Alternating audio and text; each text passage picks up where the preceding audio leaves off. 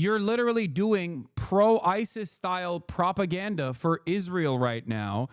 Before you know it, all of the positive defenses of Israel and that packaging that like Israel and Jews are intertwined like this is going to very quickly, in the eyes of even American politicians that recognize the change of attitude, will turn into a negative association, because it is a negative association.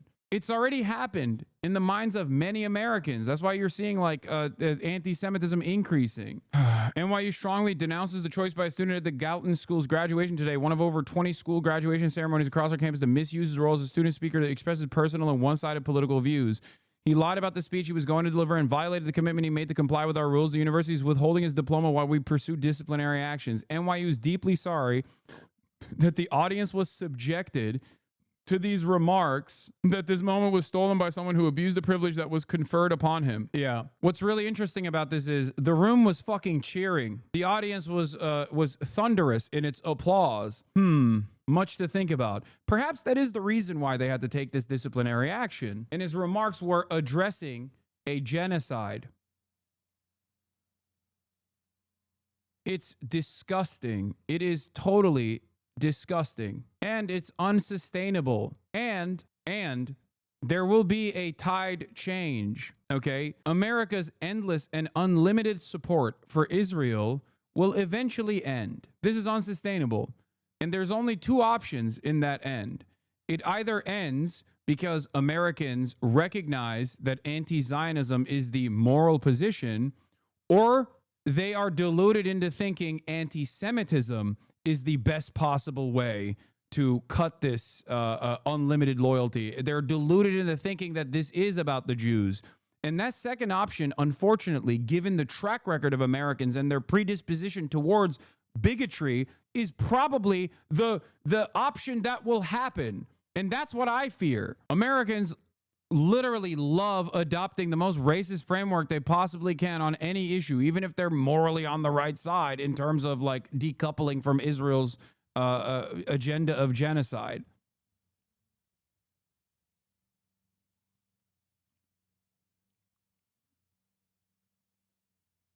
Israel's adopting the mindset of everyone hates us, so let us take what we can while we can, which explains their rabid land grabs from Gaza to Syria, insatiable expansionism by a genocidal entity that recognizes it may not enjoy the same impunity a couple years from now. So as more and more people in the U.S. are recognizing Israel as the inherently violent, undemocratic project it is, largely driven by the crackdown on any criticism of it, we need to recognize how that crackdown fits into Israel's wider fortress strategy. Liberalism tends towards good-bad dynamics, so the second a group is associated with bad, they immediately throw out the baby with the bathwater without any critical thinking or nuance. Exactly. The NYU student who wasted his commencement speech for performative activism is not a hero. He's a privileged, pampered, petulant child who wants more attention. This is not how adults behave. Grow up. You're a teacher. My God, how can you speak of the students this way? It's ironic because it's pure projection. Everything that Israel does is pure projection. Everything that Israel claims is pure projection. And of course, everything that Israel defenders do and say is also pure projection, because that's precisely what Shai Davide did at the behest of fucking Israel when he like whined and cried. And here it is. Here's what he was doing on fucking college campus nonstop. Not as an American citizen, mind you, as an Israeli citizen. But did he get fucking deported for this? Of course not. Right now, we are not okay. Right now, we fucking bitch. Shai Davide implemented mass harassment campaigns against Columbia students as a fucking Columbia professor. If Shai Davide had been black, LGBT, Hispanic, Muslim, Arab, Palestinian, and demanded the National Guard and FBI be sent to colleges to arrest, torture, and kill white supremacist, transphobe, Zionist, anti-black races, not only would he be fired in 1 second, but the entire conservative media sphere would frame him as an evil, monstrous snowflake, easily triggered fascist who hates free speech. But Shai Davide isn't from any of those groups. He's a genocidal Zionist advocating mass arrests and violence by the FBI and National Guard for Zionism, to censor for Zionism in his precious Israel. So Barry Weiss, Aaron Sibaram, Jonathan Haidt, Ben Shapiro, and the entire conservative anti-woke media sphere all love and adore him and have turned him into their free speech hero. Here's the full fucking speech, by the way. We'll call on the governor. Kathy Hochul, you have the National Guard. You have terrorists in a university at New York. That's your state. the National Guard make sure we are going to rid this country of terrorists and terrorist supporters. We believe in love, we believe in free speech, but we believe that enough is enough.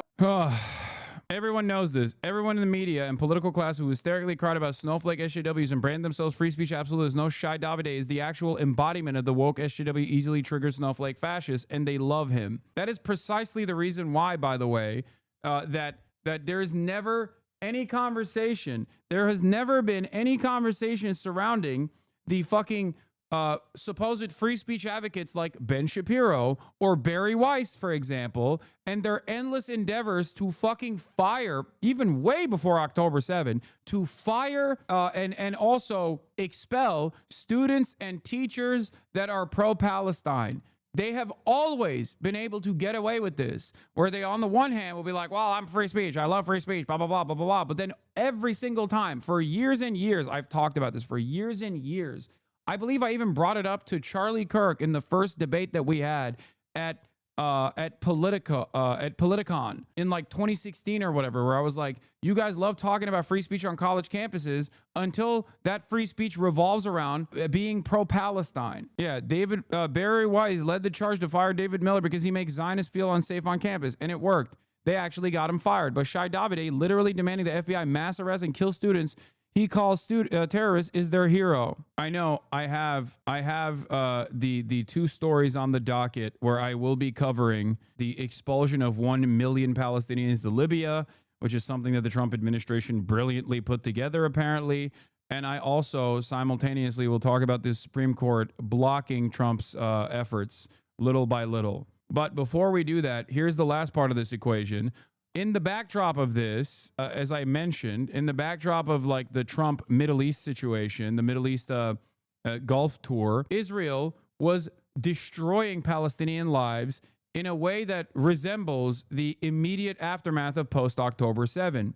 Israeli army has also admitted that in this process, 80% of those killed in Gaza were civilians. The Israeli army itself is recognizing it. The Israeli military has admitted that more than 80% of the people killed in the attacks on Gaza since Israel breached the ceasefire 2 months ago are uninvolved civilians. Hamakam reported on the 13th of May. In response to a request from the Hebrew magazine, the Office of the Israeli military spokesperson stated that 500 of the 2,780 killed in the Gaza Strip as of Tuesday are terrorists, in contrast to the remaining 2,280 people. Now, remember, that doesn't actually mean that they're enemy combatants that they killed, okay? Because these numbers are simply the raw total of men over the age of 16. That just means they are boys and men over the age of 16 all the way up until the age of 65 when they become elderly. That's it. That's what they declare, or I think it might even be 15 if I'm not mistaken.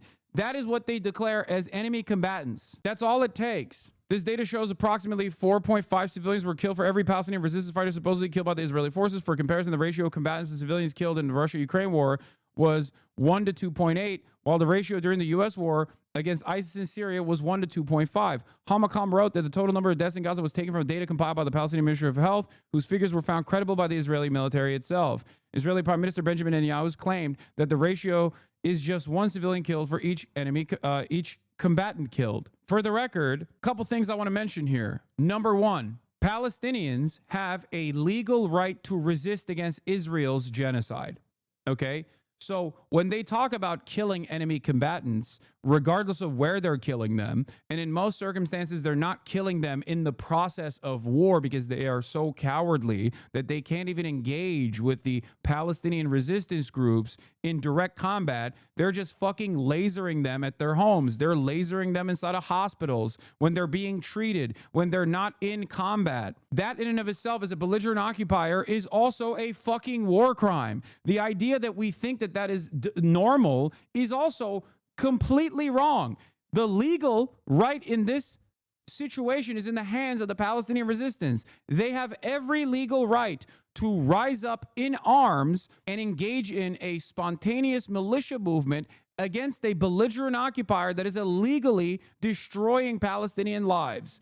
Make no mistake. While I have openly recognized the atrocities that took place on October 7 with civilian targets, okay, everything post October 7 is perfectly fucking valid in terms of Palestinian resistance groups killing IDF soldiers. That is legally recognized by international authorities as a spontaneous militia movement that is defending themselves, okay? Ironically enough, Israel does not have a right to defend itself by bombing Gaza, but Palestinians do have, under international law, Palestinians do have a legal right to literally shoot Israeli soldiers in the Gaza Strip. That is legal. That is 100% legal. What Israel is doing, on the other hand, is 100% illegal. Don't listen to the fucking extra noise in the background on this issue. And I'm telling you right now, people get very sensitive when I say this. People get very, very sensitive when I say this,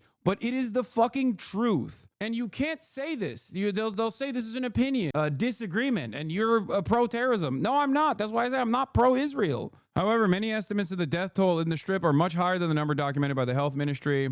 All this stuff. Is there proof? What do you mean? I think what's interesting about people saying Israel had the right to respond to the October 7 shit is that a lot of people don't realize this, but when they say stuff like this in defense of Israel, they're relying on people's fear of flipping the script back on Israel, because this argument is not even one that I maintain, okay? This argument is not one that I maintain. You want to know why? Because this argument means that Palestinians, no matter what group they're a part of, have a right to do October 7 then. Like, you're justifying October 7 by saying Israel has a right to respond after October 7. Do you understand that? Because Israel has done far worse than October 7, far before October 7. So you can't arrive at this conclusion where, like, nothing that came before justifies October 7, but everything that Israel did after October 7 is justified because of October 7. You can't arrive at this conclusion because history didn't fucking start on October 7. Were you alive on October 6, 2023? I think you were, even though you have the brain processing power of a fucking amoeba if you're making this goddamn argument. So when is your starting point? I think the Nakba is a pretty solid starting point, or if you want to go back to it, the beginning of the Balfour Declaration is a pretty solid fucking starting point. The starting point is not when Jews were living in the region peacefully alongside their